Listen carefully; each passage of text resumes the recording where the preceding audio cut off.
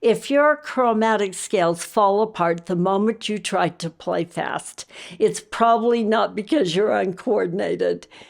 It's because you were taught a fingering that quietly caps your speed. Today, I'm going to show you the chromatic fingering that I've always taught my students, the fingering that immediately feels smoother, more even, and more reliable. I'll also teach you how you can use this fingering in all chromatic passages with some of the most common scales in your pieces.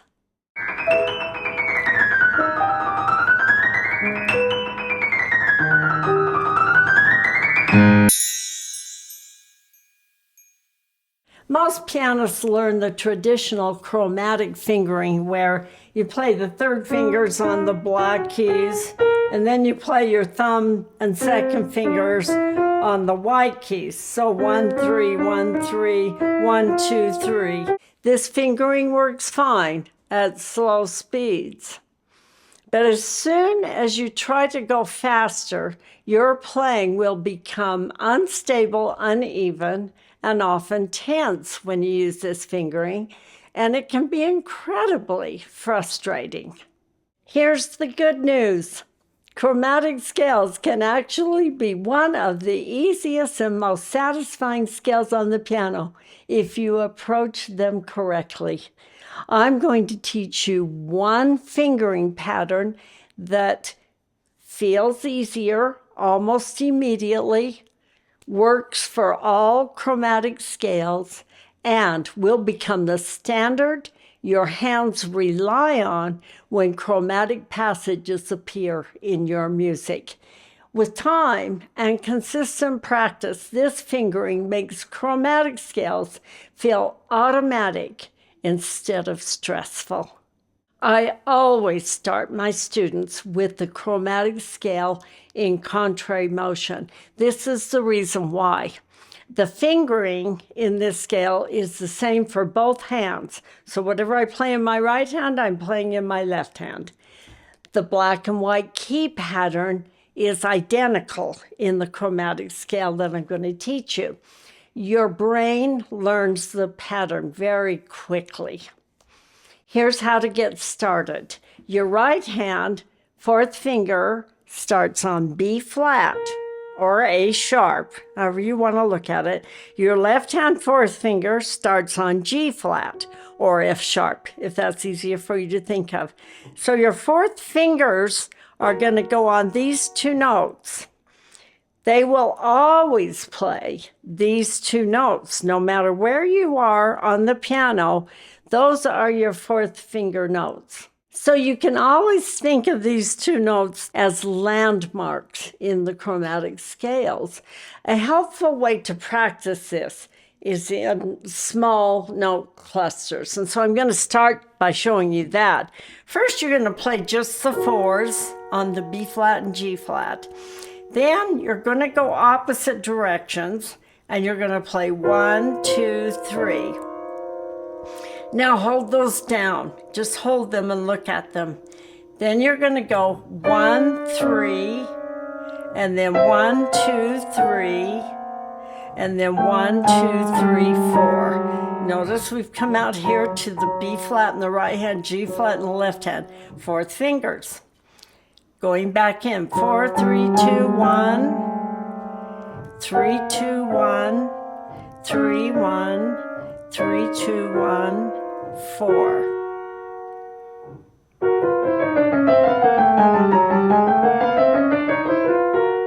This scale is rewarding at any level. I've had students that are 8 years old play it all the way out to the end of the keyboard and back very fast. And I've had 72-year-old students play it very fast. Once it feels comfortable, you can expand it across the keyboard and increase speed much more easily.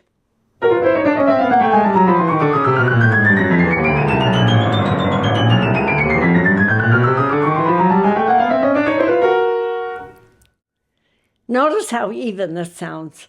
And my students are surprised by how little effort it takes to play fast once the fingering is clear.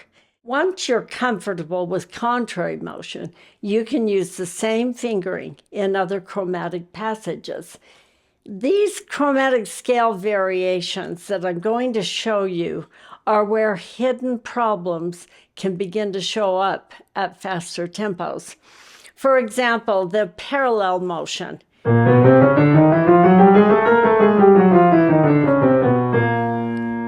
This is where you want to really remember where the fourth fingers go. In the right hand, remember the fourth finger is on B flat. So if I just play my right hand, that's what I've played when I played contrary. Now the left hand is used to starting in contrary on G flat. It's not used to starting on B flat, which is the third finger. So I'm starting here with 3, 2, 1, 3, 1, 3, 2, 1. There's that fourth finger note, landmark, and back up to 3. There's 4. So what you have to do here is you have to remember to keep those landmarks, B flat in the right hand, G flat in the left, as you play this. Now let me show you 3 other common chromatic scales that appear in music and how the same fingering will apply. First, chromatic scales in major thirds. There's the 4s that actually come together in the scale, right there. So watch for the 4s. Now, just almost like that is the minor thirds. You lower this note to a half step. It's almost the same, but the 4s are offset. So if it's first 4 here, then 4 here.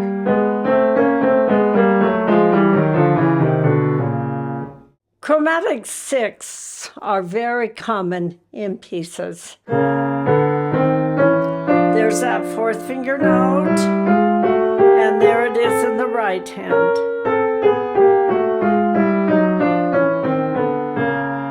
And here it is, minor 6. We're bringing it in a little closer where your left hand starts on D, your right hand still on B flat. There's the fourth finger in the left, and the fourth finger in the right.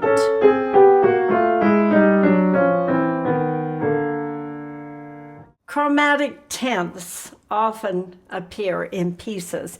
Now, tenths are actually the same as thirds, except that it's 10 notes apart instead of 3. So in this case, I'm starting on the same notes as I did on my major thirds, but I'm putting my thumb an octave higher.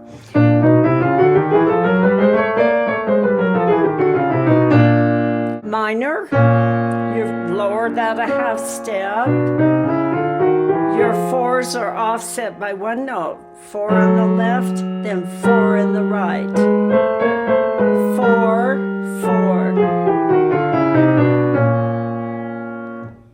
I want to clarify that there are moments in repertoire where a different starting or ending fingering is necessary because of the musical content.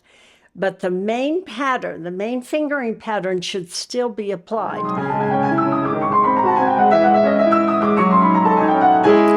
Now, when I go up here, instead of going to my thumb, which I would normally do in chromatic scales, that would be my thumb, I'm going to 5 because I'm coming from this angle and I'm going to go down on the chromatic scale. Therefore, I use 5, 3, 1, 3, 2, 1, 4. So I still use the finger I've given you, but I start on a different finger there.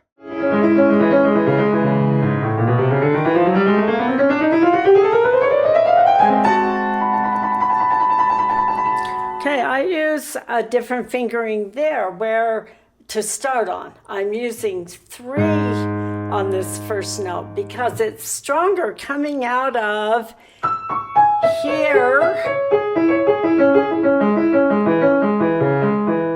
I I've got to start that with a strong finger. So I started with my third finger. Then I use the regular fingering till here. Now instead of using 2 there, which I would normally do, I use 3 and go to the thumb for the trill. Again, those are exceptions. Most of the time, the fingering that I've taught you will work very well and you won't need to alter it.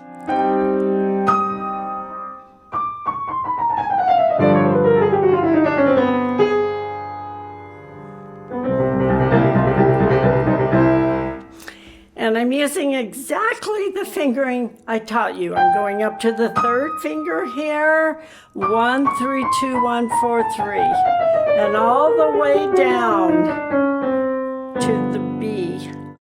I'm able to play all of those passages fast and even because the fingering feels very comfortable and easy to me.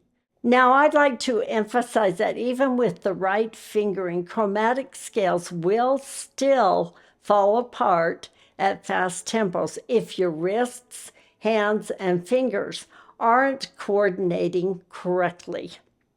Fingering alone is not the only solution.